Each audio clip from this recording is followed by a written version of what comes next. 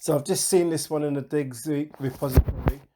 I don't know when it actually came out, but I do know that the builder does have a Debrid version. So I'm just looking through the add-ons, the video add-ons section here, and it is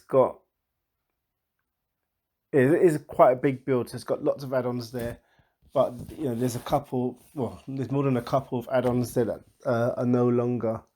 So one of the things you should do if you do install this build is just go to the video add-ons section and uninstall the add-ons that you know that are no more, you know, such as it's got 2 Daddy Lives, it's got a couple, you know, like Black Lightning Sports and some others. So just check them out and just whatever, and you know, whatever, just uninstall. But yeah, this is a great one for non-Debrid users. All right then, guys. Thank you very much. Thank you very much.